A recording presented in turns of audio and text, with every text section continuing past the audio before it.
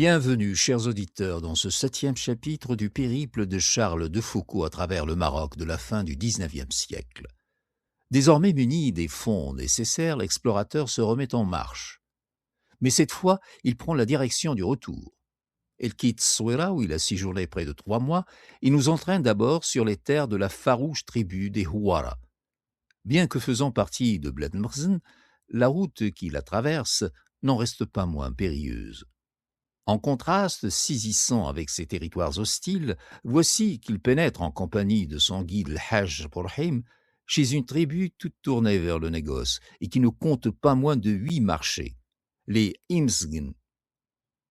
Puis, en descendant vers l'oued Souss, il longe Taroudant, capitale du Souss inférieur, qui se dresse derrière ses remparts, ceinte de vergers luxuriants, avant-goût de la fertilité de la vallée qui ne laisse pas de l'émerveiller. La petite caravane atteint finalement l'oued Souss, après des haltes chez les Ouled Driss, puis chez les Ouled Srir, alors en guerre contre un clan rival. Le fleuve est en crue, il faut passer à gué près d'un douar du nom de Teflount. À peine a-t-elle gravi les derniers contreforts de l'anti-Atlas et quitté les terres d'Indaouzel, la voilà de nouveau en Bled Siba, chez les Ait el-Hezn.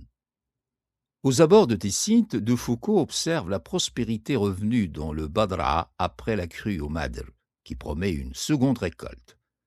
Mais à Agadir-Tessint, de sombres nouvelles l'attendent. Dans le Draa moyen, la famine sévit, en particulier chez les Ouled Yahya, une tribu située sur sa route vers l'Algérie. La sécurité du chemin est devenue par ailleurs une obsession pour lui, surtout après que son identité a été dévoilée par certains. On le voit consacrer des digressions plus ou moins longues à évoquer ses guides, tel ce vieux stat amateur de chiche, ou à détailler les différents types de protection, comme l'escorte chère d'habitude, gratifiée bénévolement aux amis. Laissons maintenant le jeune explorateur reprendre ses pérégrinations et son récit. 7. De Mogador à Tessint. Premièrement, de Mogador à Douar Ombar-Koudahan. Mogador, dont le nom est écrit en grosses lettres sur nos cartes, est loin d'être le port important que nous pourrions nous figurer. Celui qui s'attendrait à trouver une ville en relation constante avec l'Europe serait déçu. En hiver surtout, les moyens de communiquer sont rares et irréguliers. Au bout de 45 jours seulement, je reçus de Paris la réponse à des lettres expédiées le lendemain de mon arrivée. Cet État tient au peu de commerce que fait aujourd'hui Mogador. Ce port n'a plus d'affaires qu'avec les Chiadma, les Haha, les Shtouka, les Ilelen, le Sahl, Tindouf et par là Timbuktu. Il possède le monopole de la majeure partie du trafic du Soudan, de celui qui se fait par les Tajakantes. C'est le plus bel apanage qui lui reste. Quant au bassin du Souss, quant au Sahara occidental et central, de l'Oued Aqqa à l'Oued Ziz, ils font leurs achats à Marrakech. Et cette capitale reçoit tout de Jdida, Mazagan. Le grand centre commercial du Maroc est la ville de Marrakech. Au sud de l'Atlas, Fès fournit le cours de l'Oued Ziz et la région du Sahara qui est à l'est de ce fleuve. Mogador approvisionne le Sahel et la petite portion du bassin du Draa situé à l'ouest de l'Oued Aqqa. Marrakech alimente tout le bassin du Souss, l'immense bassin du Draa, sauf les réserves que nous venons de faire, et jusqu'aux districts arrosés par les affluents de droite du Ziz tels que le Toudra et le Ferkla. Aussitôt que j'eus reçu les lettres que j'attendais de France, je me mis en route vers le sud pour regagner Tissint. Mon ami le Hajj m'avait attendu. Cette fois, je partais seul avec lui. Il avait renvoyé son compagnon. Du 14 au 20 mars 1884. Parti de Mogador le 14 mars avec le fils de Sidi Abdullah d'Aït Yahya, que son père nous avait donné comme escorte, nous arrivâmes à la maison des religieux dans la tribu des Xima, le 20 du même mois. Des pluies torrentielles qui étaient tombées pendant une partie de cette période avaient entravé notre marche. C'est pourquoi nous avions mis 7 jours à parcourir une distance qui se franchit d'ordinaire en 4. Nous avions suivi une route différente de la première, mais qui n'avait donné lieu à aucune remarque nouvelle. Par suite des pluies, les rivières s'étaient grossies. Là où 1 mois et demi auparavant je n'avais vu que des lits desséchés, je trouvais des torrents impétueux. L'Oued Ait Amar, que je traversais au même point qu'à l'aller, formait une rivière large de 20 mètres, profonde de 70 centimètres et si rapide que j'eus beaucoup de peine à la passer. Aussitôt parvenu à la demeure de notre compagnon, celui-ci nous chercha un de ses parents, marabout originaire de Mraïmima et ami du Hajj. Ce marabout, Sidi Yahya Bouhbel, moins grand personnage que Sidi Abdallah, est plus connu que lui dans la région nouvelle où nous allons entrer. Comme Sidi Abdallah a ses serviteurs religieux parmi les Ksima et les Haha, il a les siens chez les Imsgn et les Houara. Il fut convenu qu'il nous escorterait jusqu'à Douar Ombark ou Dahan. Ce point se trouve sur la rive droite de l'Oued Souss, à quelque distance du fleuve, au nord-est d'Igli. 21 mars. Départ à 7 heures du matin, en compagnie de Sidi Yahya. Je remonte l'Oued Souss, à 1 ou 2 kilomètres de sa rive droite, nord. Je le verrai toute la journée, serpentant au milieu des tamaris, entouré de cultures, avec de grands oliviers ombrageant son cours et 2 rangées de villages échelonnés sur ses rives. Ce qui sera aujourd'hui et le restera jusqu'au-delà d'Igli. Le fleuve, avec sa bordure de champs, d'arbres et d'habitations, forme une large bande verte se déroulant au milieu de la plaine, 10 mètres au-dessous du niveau général. Un talus à 1 sur 2 relie la dépression au sol environnant. Je marche au nord du talus, dans la plaine du Souss. C'est une surface immense, unie comme une glace, au sol de terre rouge, sans une pierre. Elle s'étend entre le Grand et le Petit Atlas, depuis la mer jusqu'au haut du Ras Loued. La largeur en est énorme, d'autant plus grande qu'en descend davantage. Elle est ici de 40 kilomètres et sera encore de 12 chez les Mnebha. La vallée du Souss demeurera la même durant les 3 jours que je vais la remonter, pleine d'une fertilité merveilleuse, enfermée entre 2 longues chaînes dont l'une, moins élevée et à crêtes uniformes, borne au sud l'horizon d'une ligne brune, tandis que l'autre, s'élançant dans les nuages, élève à pic au-dessus de la campagne et ses massifs gigantesques aux flancs bleuâtres, aux cimes blanches. Note de l'auteur. Il y avait autant de neige sur ces parties du Grand Atlas à la fin de mars que 2 mois auparavant, lorsque je l'y vis pour la première fois. Fin de note. La plaine du Souss, toute d'une admirable fécondité, est loin d'être cultivée en entier. Pendant que champs, jardins et villages se pressent sans interruption sur les rives du fleuve, ils sont très inégalement répartis dans le reste de la vallée. Le sol de celle-ci est occupé partie par des cultures, partie par des prairies, partie par des forêts. Nulle part il n'est nu. Partout, cette terre généreuse se tapisse d'une verdure abondante. La portion que je traverse aujourd'hui peut se diviser en 3 régions de longueurs inégales. Dans la première, les cultures occupent 1 tiers du sol. Le reste est couvert de broussailles et de pâturages. Des bouquets de grands argans croissent çà et là. De nombreux troupeaux de vaches paissent dans les prés. De temps à autre, on rencontre un village, mais ils sont peu nombreux. C'est le territoire des Imsgn. La seconde région est une vaste forêt faisant limite entre les Imsgn et les Houara. Épais bois d'argan, quelques villages y apparaissent de loin en loin dans des clairières. Peu de monde, point de troupeaux. Le sol, sec jusqu'ici, devient détrempé par endroits. De petites mares, des flaques d'eau le sèment. Des petites mares, des flaques d'eau le sèment. Les argans ont 4 à 5 mètres de haut.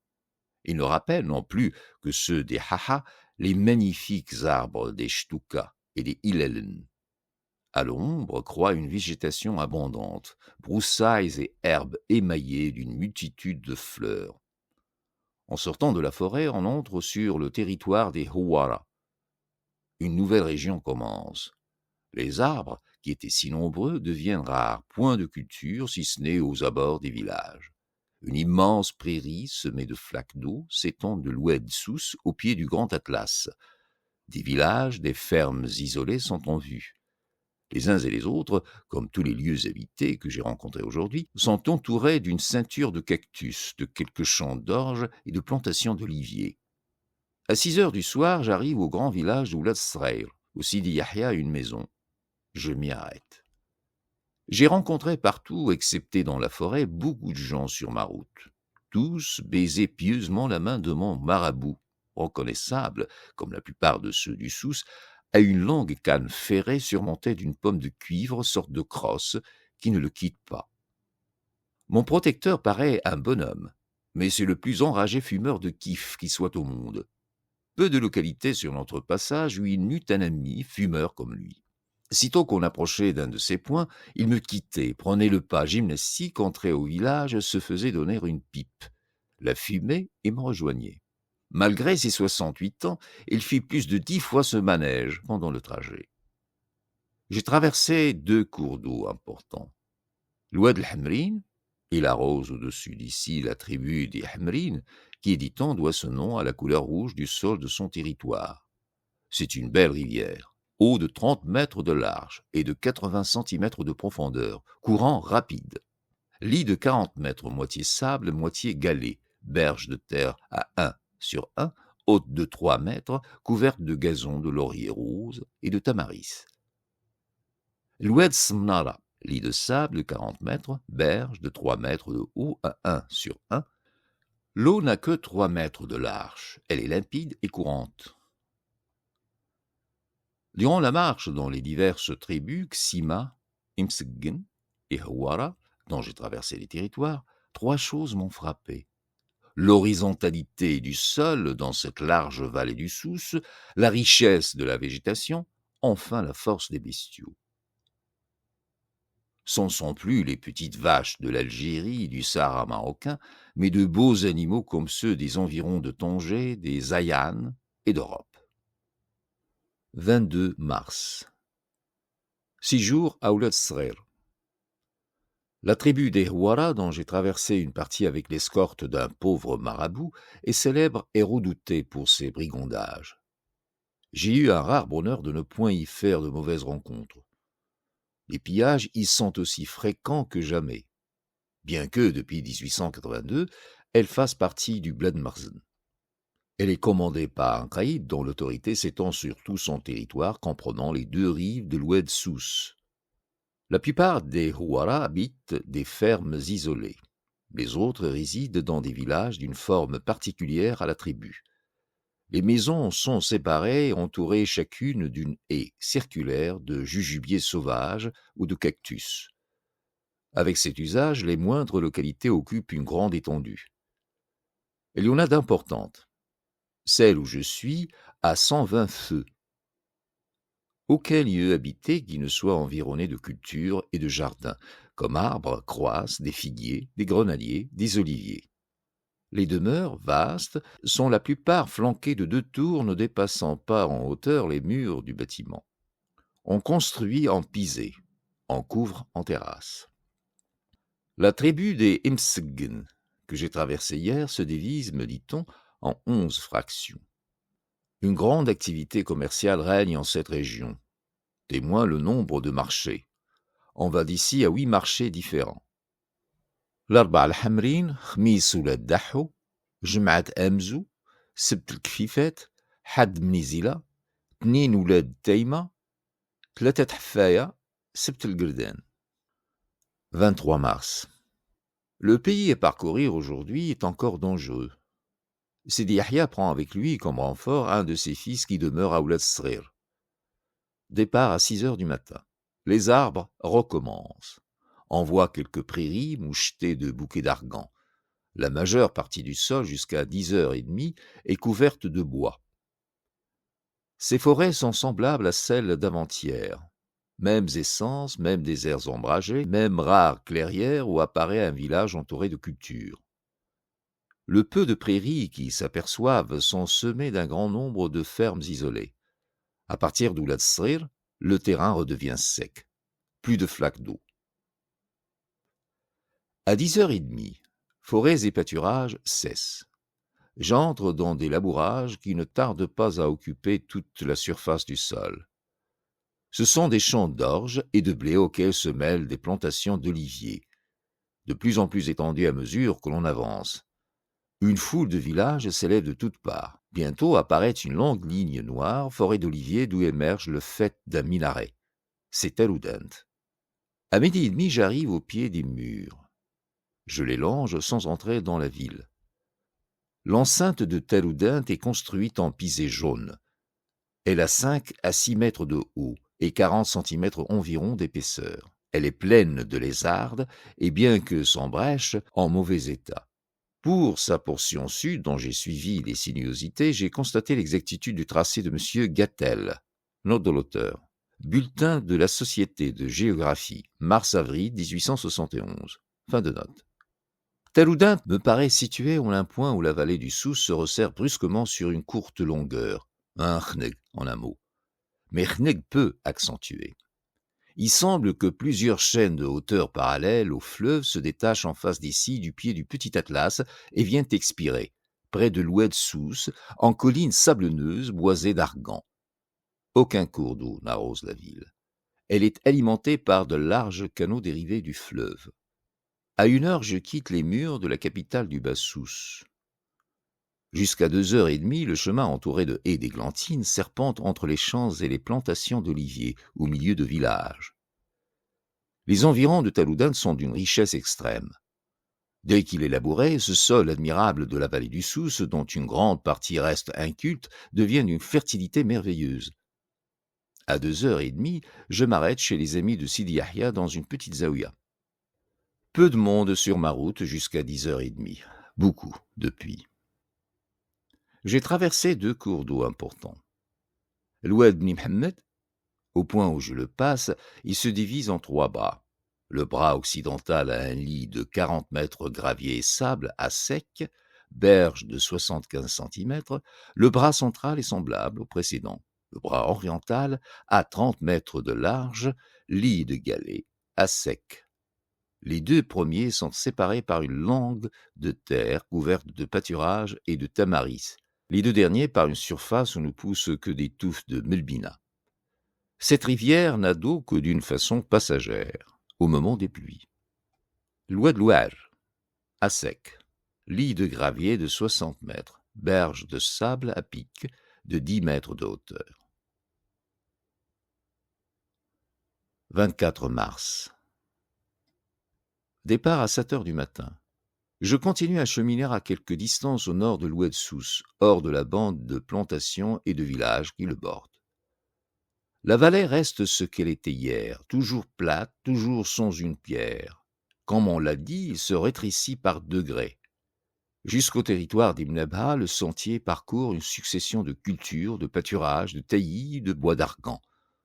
On passe auprès de nombreux hameaux. À chaque pas, on rencontre des troupeaux de bœufs. À partir de la frontière des Mnebha, bois et broussailles cessent. On trouve quelques pâturages, mais la majeure partie du sol est occupée par des champs d'orge ou de blé. Les villages sont en plus grande quantité que jamais. Comme tous ceux de la vallée du Souss, ils sont en pisé rouge, plus ou moins foncé. Dans quelques-uns s'élève une tour, distinguant la demeure d'un homme riche d'un chir. Ils sont bien bâtis, bien entretenus, non élégants. Murs nus, sans ornement. Depuis Tell-Oudent, les cactus qui les entouraient chez les Huara, les Shtuka, les Imsgn et les Xiba ont disparu. Une sombre ceinture d'oliviers les enveloppe. En marchant dans cette riche contrée, je parviens au campement des Ouled Idriss. Je m'y arrête à 6h du soir dans le douar d'Mbarak Oudhan. Le maître de la principale tente, vieil ami du Hajj, m'offre l'hospitalité. Beaucoup de passants aujourd'hui sur mon chemin. Pendant les dernières heures de marche, j'ai franchi un grand nombre de canaux, les uns souterrains, fgueret, les autres à ciel ouvert. Ils apportent l'eau de la montagne aux cultures de la plaine.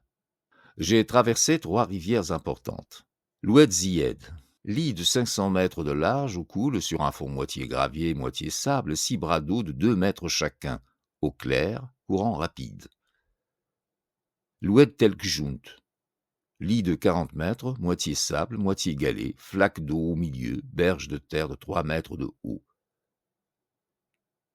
L'Oued Bousrioul, lit de gravier de 50 mètres, nappe d'eau courante de 3 mètres, berge de terre de 3 mètres. 25 mars. Séjour chez les Ouled Driss. Ceux-ci sont une petite tribu nomade isolée campant au nord-est des Mnebha, entre ces derniers et les Telkjunt. Indépendants autrefois, ils ont suivi le sort du reste du Ras Loued et en 1882 se sont soumis au sultan. Celui-ci les a placés sous la dépendance du Raïd des Mnebha. Les Ouled Driss labourent, mais leur fortune principale consiste en troupeaux de chameaux. Ils se disent de race arabe. Leur langue est l'arabe, la plupart savent aussi le tamazirt. Ils sont en rapport constant avec le sud, avec Tata, Tissint, Akka, en des alliances avec les Eidjlel et les Iddaoublel. Leur costume est plutôt celui du Sahara que celui du Souss. Un turban de khent ceint leur tête. Comme linge, ils ne portent que du khent. Leurs vêtements de dessus sont soit le haïk blanc, soit le slem, le khidous ou le khnif. Dans les autres tribus du Souss que j'ai traversées, Ksima, Imsgn, Houara, Ouled Yahya, Eit Igges, Mnebha, ainsi que chez les Indaouzel, les hommes portent une chemise blanche de laine ou de cotonnade et un haïk de même couleur. Ce dernier se remplace souvent par le slem ou le khnif. La tête reste nue ou s'entoure d'un mince turban blanc. Les femmes portent le vêtement général des Marocaines. Il est chez la plupart en khent, chez les autres en laine ou cotonnade blanche. Le khent passe pour le plus élégant. Les armes se composent du long fusil que l'on connaît, à crosse large ou étroite, et du poignard recourbé, koumiya. On met la poudre dans des cornes de cuivre. Les chevaux, sans être nombreux, ne sont pas rares dans ces tribus.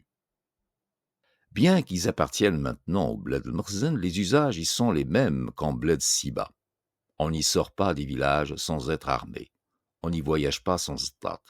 Les fractions s'y font journellement la guerre entre elles, et les routes y offrent en certaines parties plus de périls que dans bien des régions insoumises. Il est peu de tribus indépendantes plus dangereuses à traverser que les Houara. Pendant mon séjour à Ouled Srer, on se battait aux environs. J'entendis la fusillade toute la journée. 2 fractions étaient aux prises. Le combat finit à la nuit par la prise et la destruction d'un village. Les Ksima, les Imsgn, les Ouled Yahya, les Eit Igges, les Mnebha et les Indaouzel parlent le tamazirt. Les Houara parlent l'arabe. Chez les premiers, la langue arabe est assez répandue, surtout parmi les Ksima et les Imsgn. Elle l'est très peu chez les seuls Indaouzel. Deuxièmement, de Douar Ombarg Oudhan à Tissint. 26 mars.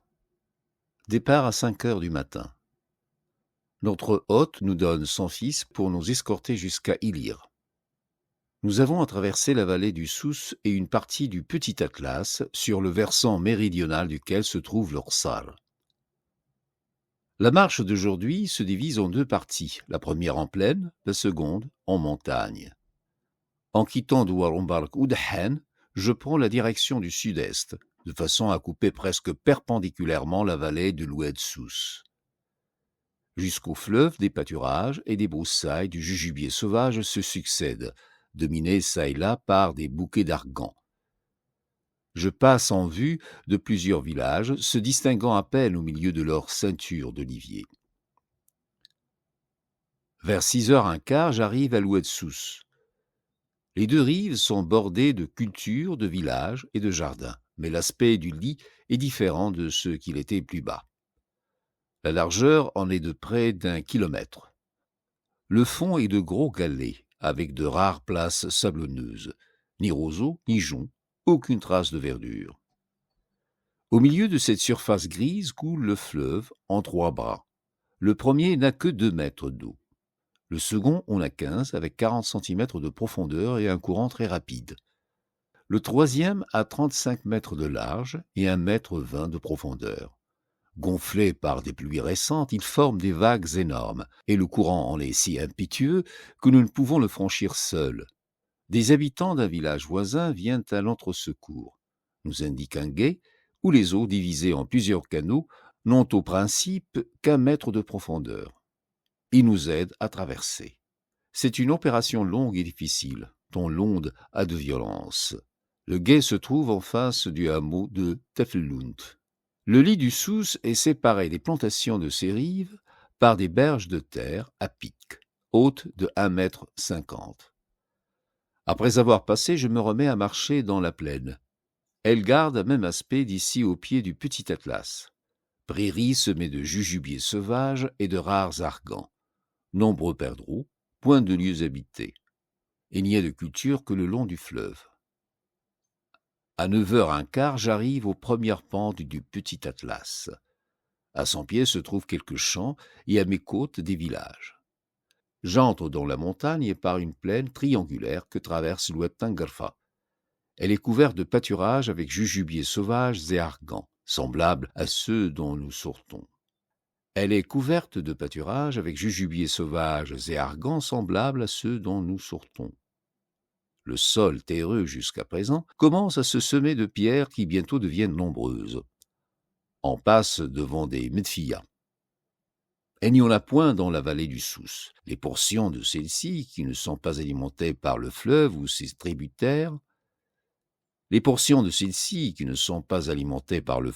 tributaires, le sont par des rdirs et des canaux. Les rdirs servent à la boisson, les canaux à l'irrigation des cultures. Parvenu à l'extrémité de la plaine où je me suis engagé, je remonte la vallée de l'oued Tangarfa. Puis je la quitte et je remonte celle d'un de ses affluents jusqu'au Rsar de Tegra. Ces deux vallées sont pareilles, le fond en est nu et pierreux, d'une largeur variant entre 30 et 150 mètres. Les flancs sont des côtes raides. Hérissées de roches, boisées d'argans, de 200 mètres de hauteur. Les lits sont presque partout à sec. Parfois, elle y coule un filet d'eau large au plus de 1 mètre. Le chemin ne quitte pas les Talvek et est facile. Au-dessus de Tegra, l'étroite vallée que je suis devient un ravin impraticable, où un ruisseau bondit par cascade au milieu des rochers. Je quitte le front à ce village et gravis le flanc droit, montée difficile. Le terrain n'est que roches aux fentes desquelles poussent de rares arcans. Plusieurs sources d'eau vive jaillissent du sol. Enfin, j'arrive à la crête, et bientôt après un col. Je me mets à descendre une petite vallée, celle de l'oued Lessel. Elle n'a pas 20 mètres de large. Des talus de roches roses la bordent des deux côtés. Ils sont peu élevés et en pente douce. Des rsars et un étroit ruban de culture ombragée d'amandiers s'échelonnent sur leur première pente, le long de l'oued. Cette nouvelle région diffère de la précédente. Le col que j'ai franchi marque la limite entre deux portions du petit Atlas. Jusqu'à lui, toutes les côtes étaient boisées d'argans. À partir d'ici, cet arbre disparaît. Je ne le verrai plus. Du col à Tessint, les flancs des montagnes seront une roche nue. Autre changement. Dans la plaine du Souss, les villages étaient ouverts. Ici, recommence l'Ersar. Vers 4 heures, l'oued Lessel débouche dans une plaine verdoyante, entourée de hauteurs dénudées. Je la traverse. C'est une surface unie, au sol sablonneux couvert de pâturages. Elle s'étend entre l'oued Lessel et l'oued Eit el-Hizn, et se prolonge jusqu'à leur confluent. J'atteins au bout d'une heure la dernière des deux rivières, et je la remonte jusqu'au grand village d'Amzoug. Là, je fais halte à 7h30 du soir. Un ami de notre guide nous reçoit. La vallée de l'oued Eit el-Hizn, dans la partie que j'ai parcourue, a 500 à 600 mètres de large au fond, cultivée en entier. Les flancs sont des talus hauts et escarpés de grès noircis, comme celui des environs de Taznacht. Dans le bas, j'ai rencontré plusieurs grands villages oursars d'aspect prospère, entourés de vergers. La rivière a 60 mètres, lit de gros galets sans eau. La plaine que j'ai traversée de 4 à 5 heures forme limite entre les Eit el-Hizn et les Indauzel. Au sortir du territoire de ces derniers, j'ai quitté le Bled el-Marzen et suis rentré en Bled Siba. Les Eit el-Hizn sont indépendants. Autrefois alliés des Eitzmeg, ils le sont maintenant des Unzin. Ils sont Shlaha, comme ces deux tribus et comme les Indaouzel, et parlent le tamazirt.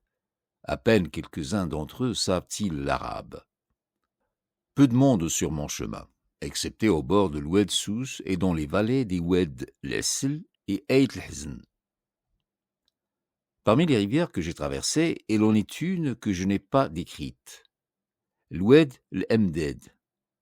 Il a un lit de galets de 100 mètres de large, au milieu coulent 15 mètres d'eau claire et courante, des berges de terre à pic de 2 mètres de haut le bordent. Les villages et rsals rencontrés au sud de l'Oued Sous sont bâtis mi-pierre mi-pisé. 27 mars. Départ à 5 heures du matin. Notre hôte de cette nuit nous accompagne. Il nous escortera jusqu'au col d'Azrar. Je continue à remonter l'Oued Eit Lhzen. La vallée, qui reste d'abord ce qu'elle était hier, se met ensuite à se rétrécir. Puis les cultures cessent. Au bout d'une heure et demie, c'est un sombre ravin dont le fond n'a d'autre largeur que celle de la rivière, 20 mètres. Celle-ci, qui possède à présent 7 à 8 mètres d'eau, est devenue un vrai torrent, tantôt coulant sur un lit de sable, tantôt bondissant par cascades entre de gros blocs de rochers. La marche est pénible. Bientôt, il faut quitter le fond du ravin pour en gravir le flanc droit. C'est un talus rocheux, haut, escarpé, montée raide et difficile. J'arrive au sommet. Un plateau couvert de cultures le couronne. J'y marche quelques minutes, puis je débouche dans une vallée peu profonde, à flanc rocheux et en pente douce, dont le fond et les premières côtes sont cultivées. On y voit avec des champs d'orge, des cactus et de nombreux amandiers. Je la remonte. Elle est près de son origine. Il est près de son origine. Je parviens au col où elle prend naissance. Dès lors, plus de culture, plus d'habitation jusqu'à la vallée de l'Oued Azrar. D'ici là, je franchis des séries de crêtes et de ravines désertes. Sol noir et rocheux, pas d'autre végétation que de maigres touffes de halfa clairsemées sur les pentes. Ce ne sont que montées et descentes, chemin fatigant sans être difficile. À 11 heures, le terrain change.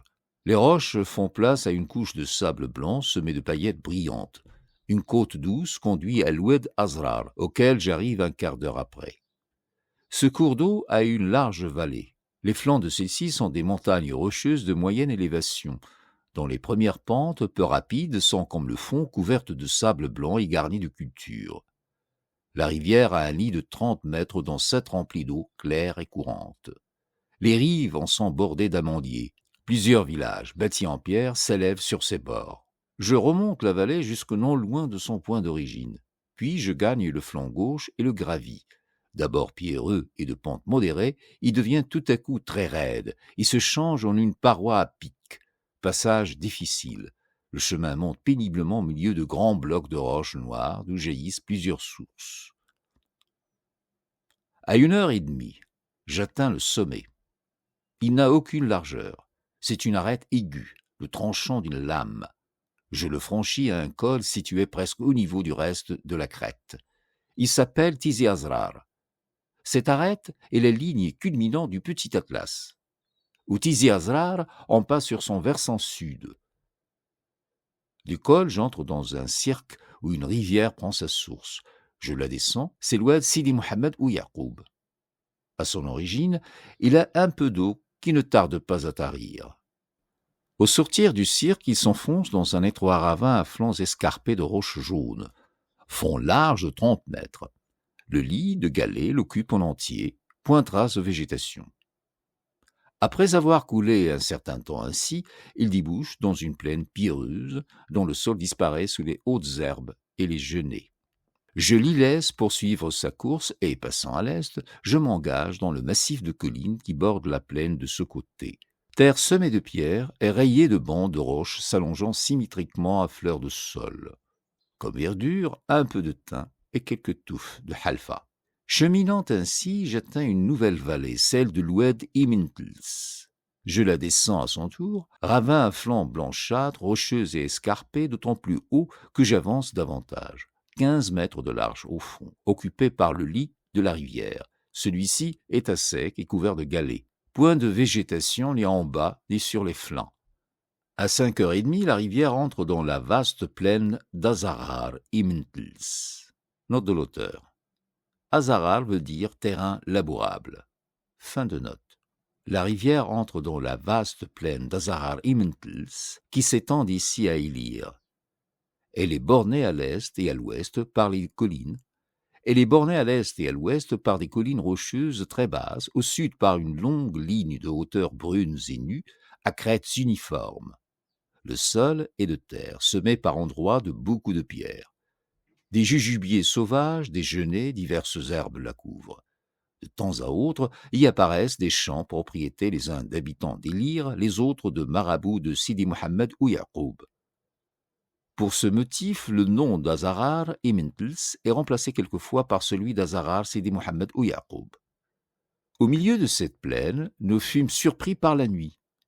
L'obscurité devint si grande que nous perdîmes le sentier. Nous errâmes quelque temps à l'aventure, nous accrochant aux broussailles et trébuchant dans les pierres.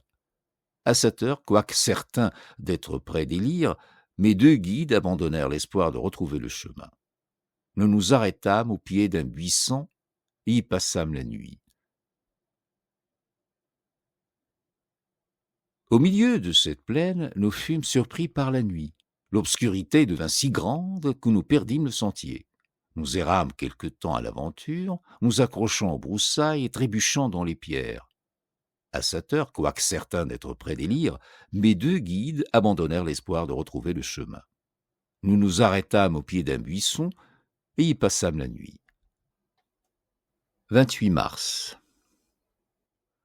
Départ à 6h du matin.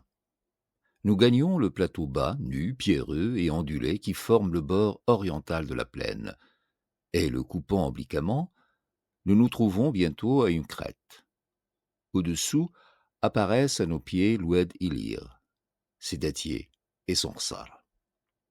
Je retrouve les palmiers après 3 mois d'absence.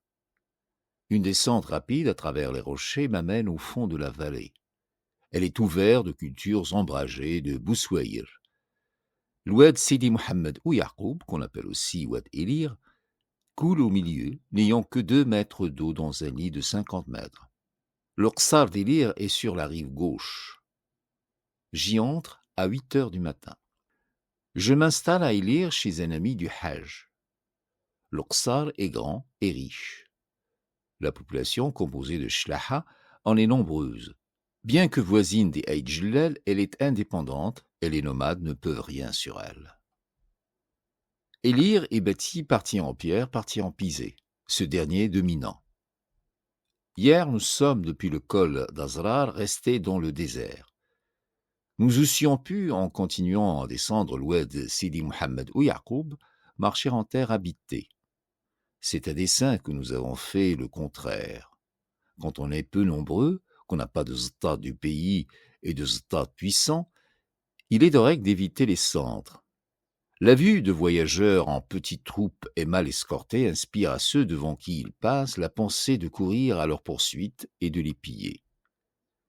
C'est un danger de tous les instants en contrées peuplées, en s'y soustrait, en échappant au regard et en prenant les chemins déserts. C'est pour ce motif que dans la vallée du Souss, au lieu d'aller de village en village le long des rives du fleuve, nous avons passé au nord, traversant tantôt des forêts, tantôt des prairies, nous tenant sans cesse à l'écart des centres. Nous avons passé au nord, traversant tantôt des forêts, tantôt des prairies, nous tenant sans cesse à l'écart des centres. Du col d'Azrar à Ilir, c'est pour éviter les campements des Aïdjlel, situés le long de l'oued Sidi Mohammed ou Yaqub, que nous avons pris par le désert des Mintls. Les musulmans de ces contrées, quand ils voyagent sans anaya et sans escorte, ont 2 principes. Marcher de nuit dans les endroits très dangereux, choisir toujours les chemins les moins fréquentés et les plus déserts. La tribu d'Azrar que j'ai traversée hier est une petite tribu, Shleha, indépendante. 29 mars. Séjour à Ilir. Pendant la nuit que j'ai passée dans l'Azarar Imntls, il est tombé, me dit-on, beaucoup de neige au Tizi Azrar.